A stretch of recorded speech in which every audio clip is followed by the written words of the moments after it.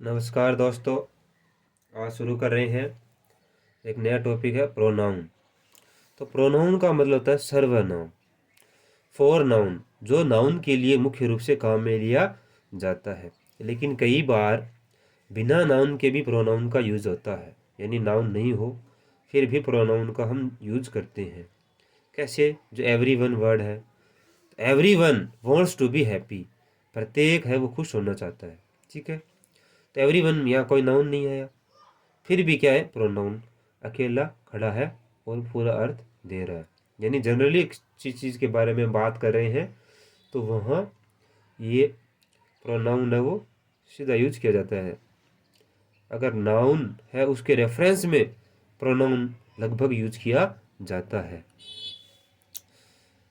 जैसे Ram reads English, Ram English पढ़ता है। अब राम के लिए क्या काम लिया गया? ही, क्योंकि राम क्या है? मेल है, मेल के लिए ही। तो ही इज वेरी इंटेलिजेंट, वह बहुत होशियार है। अब दोबारा राम, फिर आगे राम, बार बार राम नहीं यूज करना पड़े, इसके लिए क्या किया जाता है? प्रोनाउन यूज किया जाता है। यानी नाउन की बार बार पुनरावृत्ति हमें न करनी पड़े, इसके लिए हमें किसकी जरूरत होती है? प्रोनाउन की मुख्य रूप से जरूरत पड़ती है। काइंड्स ऑफ प्रोनाउन, प्रोनाउन के प्रकार। तो प्रोनाउन के लगभग 8-10 अलग अलग किताबों में अलग अलग हिसाब से दे रखी हैं, तो हम लगभग सभी के बारे में चर्चा करेंगे। सबसे पहला और सबसे ज़रूरी है पर्सनल प्रोनाउन, यानी पुरुषवाचक। यह सर्वनाम सबसे ज़्यादा काम में हमारे आता है और इसका यूज है वो हमें काफ़ी ध्यान से करना होता है, क्योंकि इसका यूज है वो काफ़ी जटिल होता है, बाकियों का बहुत आसान है। तो इसमें देखा जाता है फर्स्ट पर्सन के लिए आई और वी यूज किया जाता है, सेकेंड पर्सन के लिए यू, थर्ड पर्सन के लिए ही, सी, इट और दे। चार है वो थर्ड पर्सन के लिए प्रोनाउन यूज किए जाते हैं। अब आई है वो सब्जेक्टिव, यानी सब्जेक्ट के रूप में यूज किया जाता है। ये ऑब्जेक्टिव है, ऑब्जेक्ट के रूप में लगभग इनको यूज किया जाता है। ये पजेसिव प्रोनाउन है, यानी पजेसिव होता है संबंध या अधिकार, तो अधिकार वाचक है, अधिकार रखने वाले सर्वनाम है। ये पजेसिव एडजेक्टिव है, ये अधिकार रखने वाले विशेषण होते हैं। पजेसिव होता है अधिकार रखना या उस चीज से संबंध रखना। तो I, me, mine, my, we, us, ours, our, you, yours, your, he, him, his. अब हिज का पजेसिव प्रोनाउन और पजेसिव एडजेक्टिव एक समान होता है।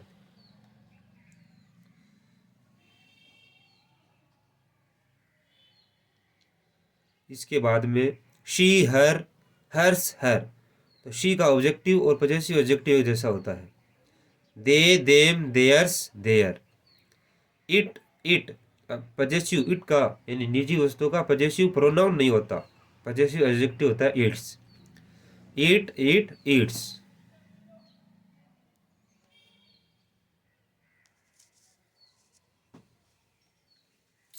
यूज, सिंगुलर में इनको दो, तीन, एक पर्सन की तरह यूज होता है। ये क्रम है। दो तीन का मतलब दो नंबर वाला सबसे पहले, यानी यू, सेकंड पर्सन को सबसे पहले रखना है, फिर थर्ड पर्सन अगर कोई आ रहा है इनमें से, फिर फर्स्ट पर्सन को रखना है अगर सिंगुलर है। सिंगुलर का मतलब जैसे आई का मतलब में एक होता है। इसके बाद में ही, शी, यू का भी कई बार हो सकता है, यू लगभग प्लुरल माना जाता है, लेकिन यू मीन्स तुम, तो तुम एक भी हो सकता है और ज़्यादा भी हो सकते हैं। इट है वो भी लगभग सिंगुलर यूज किया जाता है, इट का भी हो सकता है प्लुरल के लिए, ज़्यादा के लिए भी इट हो सकता है, लेकिन सिंगुलर ही इसका मुख्य रूप से यूज होता है। बाकी प्लुरल के लिए हम दे यूज करते हैं।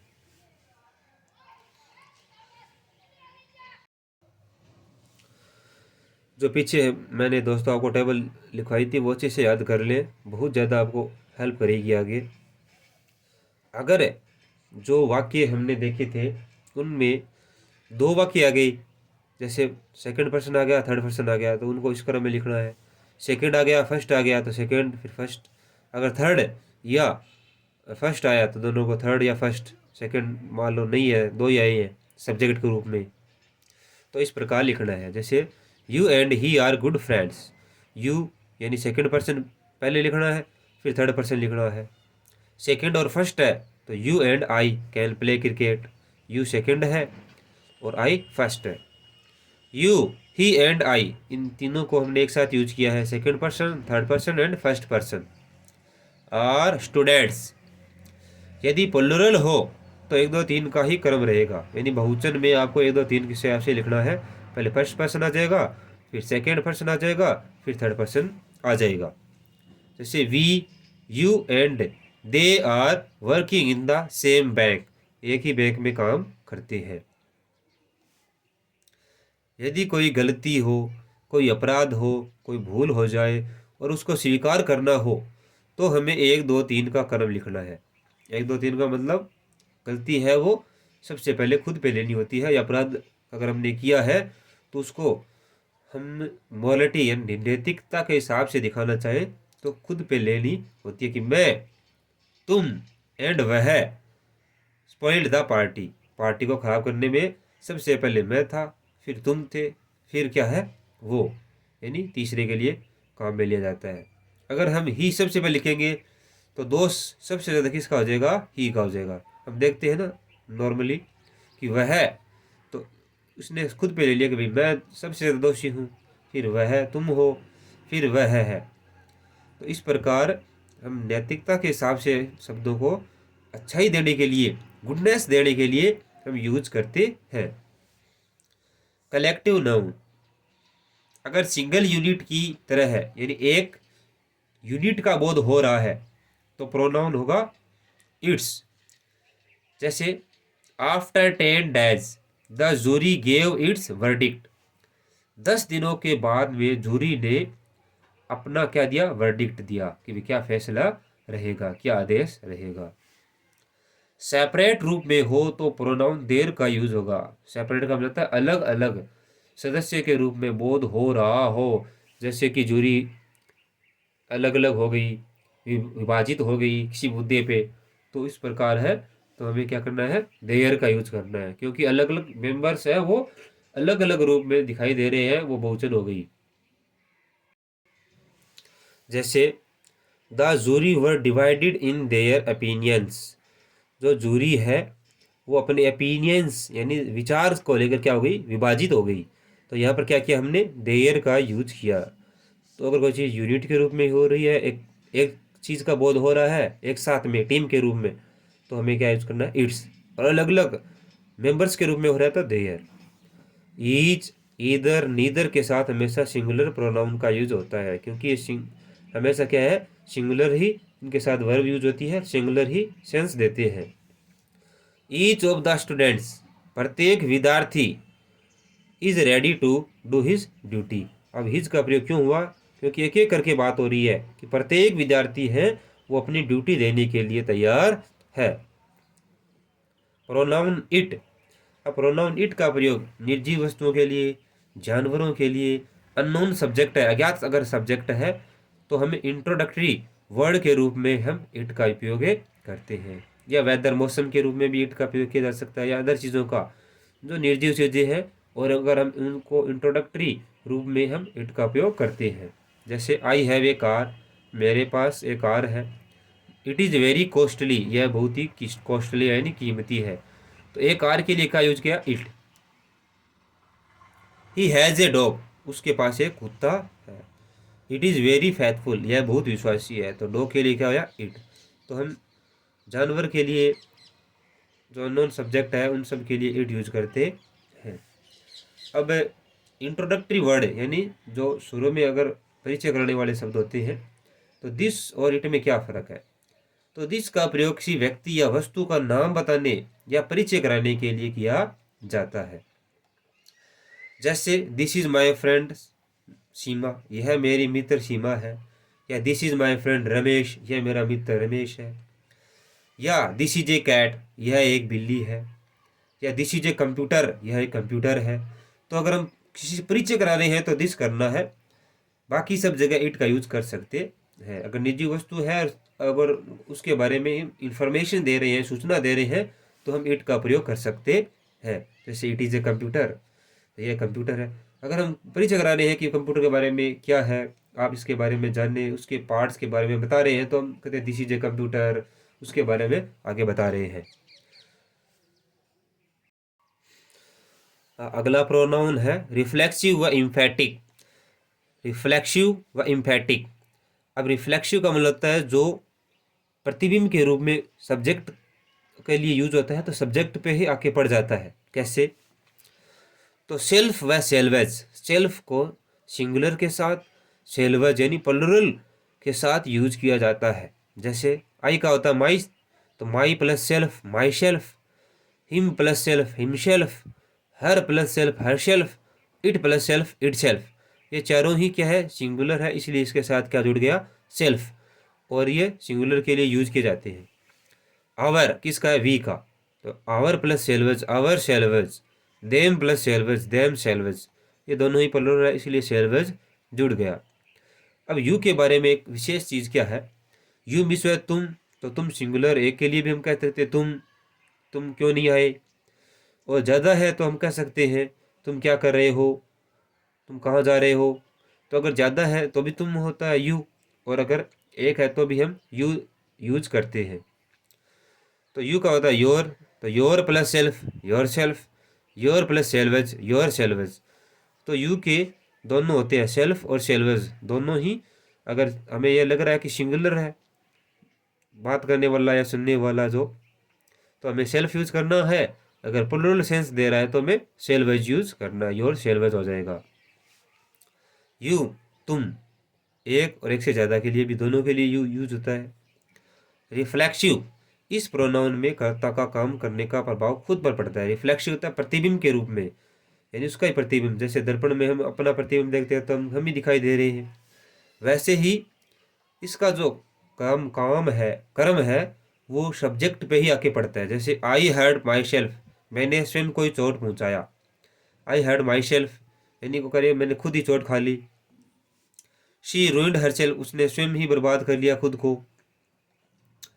अब देखते हैं जो ये वर्ड हमने पढ़े रिफ्लेक्सिव, उसी का अगर यूज इम्फेटिक यानी ज़्यादा, ये शब्द जो ज़्यादा जोर एम्फसिस डालने के लिए काम में लेते हैं, ये शब्द जो हमने ऊपर पढ़े, यही शब्द अगर हम ज़्यादा एम्फसिस डालने, जोर डालने के लिए अगर यूज करते हैं तो वही हो जाते हैं। जैसे I myself saw him do it, मैंने स्वयं देखा उसको यह करते हुए।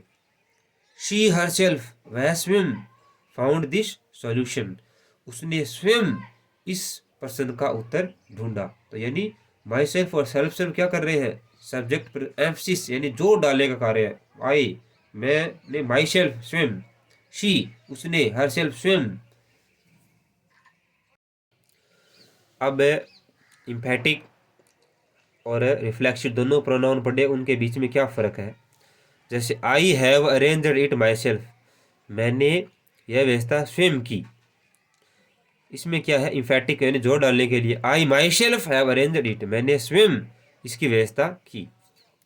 The dog never barked itself, जो कुत्ता है वो कभी नहीं स्वयं भौंकता है।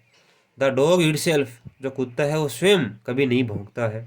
केवल इसको सब्जेक्ट के पास रखने से सब्जेक्ट पे एम्फसिस यानी जोर डाला जाता है, इतना ही फर्क है दोस्तों। Sita cleaned the room her self, Sita ने कमरा साफ किया स्वयं। सीता हर सेल्फ, सीता ने स्वयं क्लीन्ड द रूम, कमरा साफ किया। तो दोनों में बात एक ही है, लेकिन इसमें क्या है? सब्जेक्ट पे जोर डालने की बात की जाती है। अब आगे देखते हैं, सेल्फ को कभी कभार नाउन के रूप में भी यूज किया जा सकता है। जैसे फॉर एग्जाम्पल ही थिंक्स, वह सोचता है, मच ऑफ सेल्फ स्वयं के बारे में, या यह प्रीपोजिशन है ऑफ और इसका यह ऑब्जेक्ट है सेल्फ। ही केयर्स, वह देखभाल करता है, फॉर नथिंग किसी के नहीं करता है, बट सेल्फ लेकिन स्वयं की ही करता है। यह भी सेल्फ किसके रूप में हो गया? नाउन के रूप में यूज हो गया। आगे देखो रेसिप्रोकल प्रोनाउन, इसके बाद में जो दो हमने पढ़ लिए, अब ये चौथा है। पहला तो हमने पढ़ लिया पर्सनल, दूसरा दो एक साथ पढ़ लिए इम्फेटिक और रिफ्लेक्सिव। इसके बाद में रेसिप्रोकल प्रोनाउन यानी पारस्परिक सर्वनाम। पारस्परिक का मतलब जो एक दूसरे के लिए यूज होता है, जैसे दे ऑल गेव गिफ्ट्स, उन्होंने सब गिफ्ट दिए, टू वन अनदर, एक दूसरे को दिए, जितने भी लोग हैं उन्होंने सबको गिफ्ट, एक दूसरे को गिफ्ट दिए। The two friends quarrelled with each other, दो मित्र हैं वो एक दूसरे के साथ क्वारल्ड यानी झगड़ा करते हैं। तो ईच अदर का प्रयोग दो के लिए होता था, वन अनदर का प्रयोग दो से अधिक के लिए सामान्यतः यूज किया जाता है, और ओल्ड ग्रामर में भी इस प्रकार यूज किया जाता था, लेकिन मॉडर्न में इनमें ज़्यादा कोई फर्क नहीं है। इन दोनों का यूज ऑब्जेक्टिवली किया जाता है, यानी ऑब्जेक्ट के रूप में ही इन दोनों का यूज किया जाता है। वर्तमान में ईच अदर और वन अदर का जो प्रयोग है वो ज़्यादा भेद न रखते हुए किया जाता है।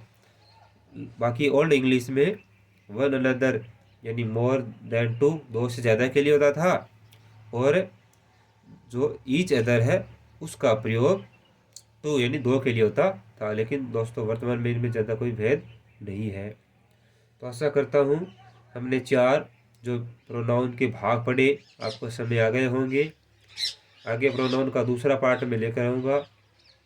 उसके बाद में प्रोनाउन की एक्सरसाइज आएगी जो बहुत ही आपकी उपयोगी होगी, उसको ज़रूर हल करें।